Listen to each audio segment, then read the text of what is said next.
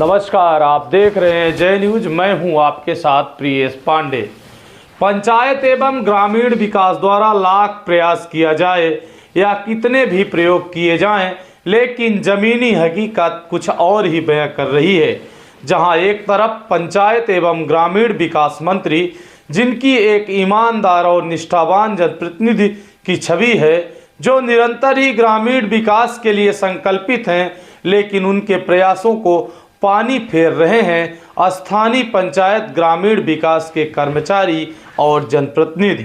और इसी का दुष्परिणाम है कि आज़ादी के 76 वर्षों तक विकास की राह जोह रही ग्रामीण क्षेत्र की जनता, सरकार कोई भी रही हो या आज हो, सभी ने भरपूर ग्रामीण विकास के लिए खजाना खोला और उस विकास के खजाने खोलने की मार महंगाई के रूप में जनता में पड़ती रही, लेकिन ग्रामीण विकास नहीं हुआ।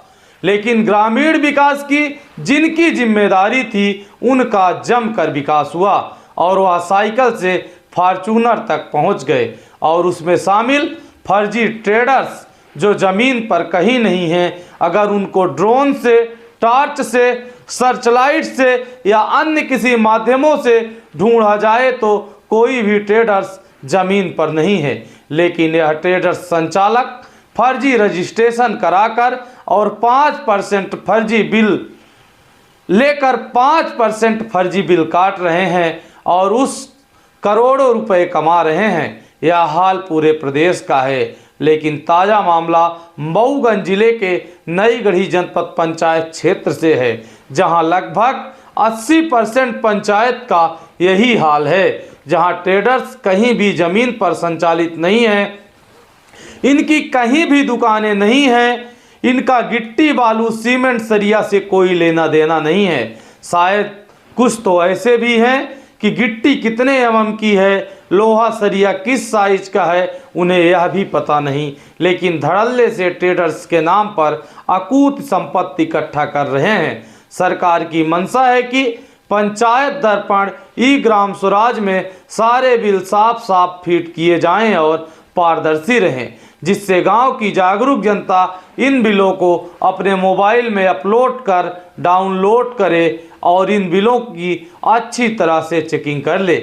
लेकिन जब पंचायत दर्पण को खोलकर बिल देखा जाए तो सफा चट है, उसमें एकदम ब्लैक बिल अपलोड है। स्थानीय लोगों ने कई बार शिकायत की, कई सामाजिक संगठन ने शिकायत की, कई जनप्रतिनिधियों ने शिकायत की, लेकिन यह गोरख धंधा धड़ल्ले से फल फूल रहा है। यहाँ तक कि कई बार अखबारों में भी लिखा गया, लेकिन इसमें सब कुछ काला ही काला है और इस काला खेल में पिस रही है जनता।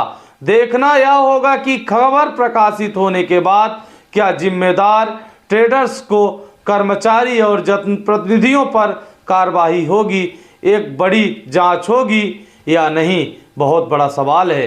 अब दिक्कत की बात यह है कि जो बड़े जनप्रतिनिधि हैं वह मौन रहते हैं और जो बाकी जनप्रतिनिधि पंचायत राज के उस पर प्रयास करते हैं तो वही बड़े जो जनप्रतिनिधि हैं, राजनेता हैं, भ्रष्टाचारियों के संरक्षक हो जाते हैं, पोषक हो जाते हैं।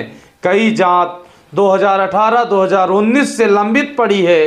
धारा 40 बांधने के कई प्रकरण लंबित हैं, लेकिन एक भी प्रकरण में निराकरण नहीं हुआ। कई बार शिकायतकर्ता को या सामाजिक कार्यकर्ताओं को संतुष्ट करने के लिए जिला पंचायत सीईओ द्वारा एफआईआर तक के आदेश जारी किए गए, लेकिन एफआईआर नहीं हुई। आखिर ग्रामीण विकास के हत्यारों पर कार्रवाई कब होगी? ग्रामीण विकास की भ्रूण हत्या की जा रही है। ग्रामीण विकास पैदा ही नहीं होने पा रहा है। आप सबने पिछले वर्ष देखा था कि अगस्त क्रांति मंच के संयोजक और उनकी टीम ने गांव-गांव जाकर विकास ढूंढो पदयात्रा की थी और 65 करोड़ के घोटाले की शपथ लगाकर लोकायुक्त को भी दिया था, जिसके जनता को समझना होगा कि जनता विकास चाहती है, विनाश नहीं। क्योंकि विकास तो हो नहीं रहा, केवल हो रहा है तो विनाश, और जनता पिस रही है। उस विनाश का परिणाम है कि स्वास्थ्य सुविधा, शिक्षा व्यवस्था सब वंचित है।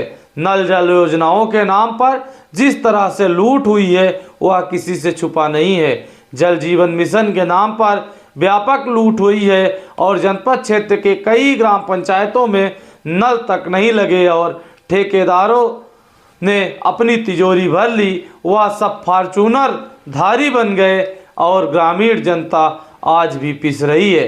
अब देखना यह होगा कि पूरे मामले पर कब तक जिम्मेदार संज्ञान लेते हैं, कब ऐसे लोगों पर कार्रवाई होगी जो फर्जी ट्रेडर्स और फर्जी बिल वाउचर का सहारा लेकर पूरा कारोबार चला रहे हैं। खैर, ये तो आने वाले वक्त में तय हो पाएगा। जब तक आप देखते रहिए जय न्यूज़। बहुत बहुत